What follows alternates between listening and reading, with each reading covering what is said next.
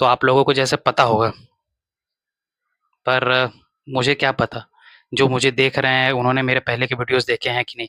तो इसीलिए मैं फट से तुरंत बता देता हूँ एक बात, कि आपने थंबनेल देखा है स्पाइडरमैन ब्रांड न्यू डे, ठीक है?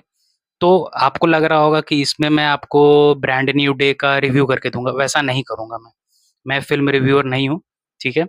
ब्रांड न्यू डे जब मैंने मूवी देखी और मूवी के टाइम मेरे माइंड में क्या क्या रिएक्शन आया, वही मैं यहाँ डिस्कस करूंगा। और यहाँ कोई स्पॉइलर नहीं होगा, तो ये स्पॉइलर फ्री वीडियो है। उसमें बस एक ही स्पॉइलर है उस मूवी में, बट मैं उसके बारे में बात नहीं करूंगा। तो चलिए जल्दी से स्टार्ट करते हैं आज का वीडियो, ठीक है? तो सबसे पहला थॉट मेरे माइंड में क्या आ रहा है अभी फिलहाल, ऐसे तो मूवी देखते वक्त ये आया था, पनिशर। हाँ, मूवी में पनिशर का कैरेक्टर है, आप लोगों ने उसको ट्रेलर में भी देखा, ठीक है? तो पहला चीज़ जो मेरे माइंड में आई, पहली बात जो मेरे माइंड में आई जब मैंने पनिशर को पूरी पिक्चर में मैं देख रहा, मतलब मुझे क्या लगा कि डेयर डेविल जब नेटफ्लिक्स पे आती थी, तब जो पनिशर आया था वो, और ये इस ब्रांड न्यू डे में जो पनिशर है, मतलब उसमें यार, मतलब ये बहुत ही डाइल्यूटेड फॉर्म है। असली पनिशर बड़ा एग्रेसिव था, जो नेटफ्लिक्स के डेयर डेविल में आया था, और उसकी पूरी जो कहानी थी वो बड़ा एकदम पनिशर वाली फीलिंग देता था। यहाँ पर ही बड़ा सॉफ्ट सा लग रहा है मुझे। एक सीन आता है जहाँ पर वो अपना थोड़ा बैक स्टोरी बात कर रहा है, लेकिन और पनिशर का कुछ खास रोल है नहीं इस मूवी में, मतलब क्यों इसको रखा था? एक दो सीन्स थे और एंड में एक छोटा सा है, बट कोई जरूरत नहीं थी। और चलो ज़रूरत नहीं थी, कोई बात नहीं, लेकिन मुझे समझ में नहीं आता है कि एक तो डेयर डेविल को भी जब डिज़नी प्लस में लाया तो ऐसा उसकी वो नेटफ्लिक्स वाली वाइब चली गई। उसी तरह पनिशर की जो एक वाइब थी, जो एकदम लाइक वो कैरेक्टर था एकदम, जब वो स्क्रीन पे आता है नेटफ्लिक्स वाले डेयर डेविल में आप देखोगे इसे, तो यार एकदम ही अलग ही अग्रेशन है, मतलब लाइक वो फील होता है कि पनिशर कैरेक्टर है, बड़ा स्ट्रॉन्ग कैरेक्टर है, वो ऐसा अग्रेसिव टाइप का है। यहाँ पे मुझे वो फील नहीं हो रहा, मज़ाक करते हुए मुझे पनिशर नहीं चाहिए यार। मतलब यहाँ पर बहुत मज़ाक नहीं कर रहा है, लेकिन एक नहीं फ़ील हो रहा है, मुझे पसंद नहीं आया। मुझे लगा कि यार थोड़ा डाइल्यूट कर दिया गया है क्या इसको, पनिशर है, वो काम करेगा, गन्स वग़ैरह मार रहा है, लेकिन थोड़ा-सा कुछ मिसिंग लगा मुझे। दूसरा पॉइंट क्या है मेरे माइंड में, हल्क। मैंने जब ऐसा इस मूवी का ट्रेलर देखा था तो सबको पता है कि ब्रूस बैनर है, और मुझे सबको अंदाज़ा हो जाता है कि यार कहीं न कहीं हल्क के साथ कुछ ना कुछ तो सीन आएगा। लेकिन मुझे, जब मैंने ट्रेलर देखा था और जब ब्रूस बैनर को देखा, तो मैं ऐसा एक्साइटेड था नहीं। मुझे लगा हाँ, कुछ होगा, ब्रूस बैनर को लाया है, ये वो होगा। लेकिन मैं बोलूँ, ट्रेलर देखने के बाद ब्रूस बैनर का जो कैरेक्टर डाला है वो बहुत बढ़िया किया है, क्योंकि सालों बाद, सालों बाद मैं कहूँगा, मुझे लगता है एज ऑफ अल्ट्रॉन के बाद, या फिर अ, शायद इन्फिनिटी वॉर में जब हल्क थोड़ा-सा हल्क बना रहता है, क्योंकि थॉर रैग्नारॉक में भी हल्क ना बड़ा अजीब टाइप सा हो गया था। मतलब हल्क होता है अग्रेसिव, हल्क बोलने लगे और फ्रेंडली हो जाए, या ब्रूस बैनर हल्क की बॉडी में है और चश्मा पहन के प्रोफेसर हल्क बन जाए, मुझे नहीं पसंद।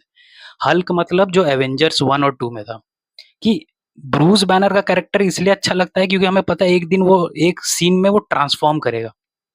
उसका ट्रांसफॉर्मेशन बहुत मजेदार होता है। जैसे एवेंजर्स 1 में जब लोकी को पकड़े रहते हैं वो लोग, और लोग आई थिंक इसके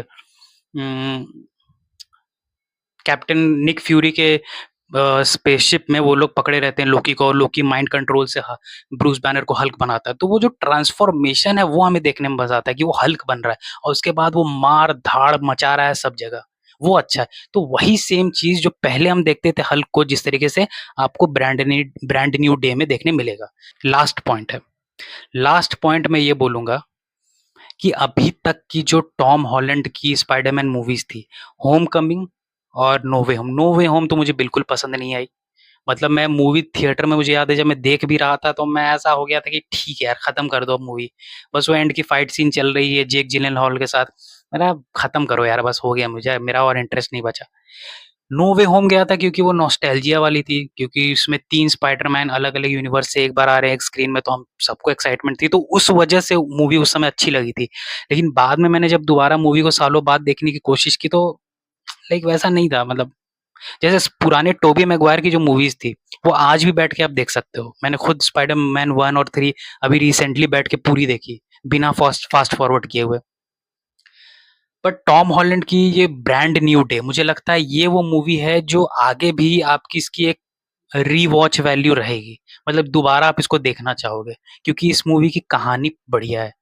मतलब ये कहानी वाली स्पाइडरमैन मूवी है पहली बार टॉम हॉलैंड की। इससे पहले जो है होमकमिंग, उसमें हम लोगों ने ये था कि नया स्पाइडरमैन आया है और उसमें आयरन मैन भी है, तो ये उसका यूएसपी था। सेकंड में था कि बिना स्पाइडरमैन के, बिना आयरन मैन के ये क्या करता है, क्या कर सकता है, क्या नहीं कर सकता है, या आयरन मैन के जाने के बाद उसके पास क्या-क्या मिला है, ये वो फलाना ढिमकाना। थर्ड की यूएसपी ये थी कि हम लोग इसलिए जा रहे हैं मूवी देखने, क्यों? क्योंकि उसमें 3 अलग-अलग तरह के स्पाइडरमैन अलग-अलग यूनिवर्स से, और खास तौर पे टोबी मैguire वाला स्पाइडरमैन आने वाला है इसमें, नॉस्टैल्जिया जो था। लेकिन फोर्थ में इस तरह का कुछ नहीं है, कोई मेजर साइड कैरेक्टर नहीं है इसमें। जैसे आयरन मैन नहीं है, टोबी मैguire नहीं है, या कोई बड़ा साइड कैरेक्टर नहीं है कि उसके लिए हम जा रहे हैं। मतलब स्पाइडरमैन की मूवी तो है, बट साइड में हम इसको भी देखने जा रहे हैं, ऐसा नहीं है। ये मूवी कहानी आधारित है, ये कहानी ही इसका मेन कैरेक्टर है। कहानी में किरदार आते हैं और स्पाइडरमैन, टॉम हॉलैंड किस तरीके से उन सबको जूझ रहा है, वो है। तो इसलिए मुझे ये अब तक की जो स्पाइडरमैन वाली नई सीरीज़ चल रही है, कहानी वाइज़ मैं सबसे टॉप पे इसको रखूँगा, और आप ये अलग-अलग रिव्यू में भी देखना, लोग ये बात ज़रूर करेंगे। टोबी मैguire के इस मूवीज़ के बाद अगर कोई मूवी स्पाइडरमैन की देखने लायक अगर बनेगी आगे आने वाले समय में, तो वो यही ब्रांड न्यू डे रहेगी। सो बस यही है। तो ठीक है, इसी के साथ आज का वीडियो मैं समाप्त करता हूँ, ठीक है? अगर आप लोगों ने ब्रांड न्यू डे नहीं देखी है तो कमेंट सेक्शन में लिख के बताओ, और क्यों नहीं देखी है ये भी लिख के बताओ। अगर देख ही ली है तो क्या फ़र्क पड़ता है? नहीं देखी है तो आप बताओ कि आपका क्या प्लान है? आप इंटरेस्टेड हो या नहीं हो? आप देखना चाहोगे या नहीं चाहोगे? या फिर जब टॉरेंट पे या ओटीटी पे आएगी तब देखोगे क्या? आपको टॉम हॉलैंड का स्पाइडरमैन पसंद है भी या नहीं?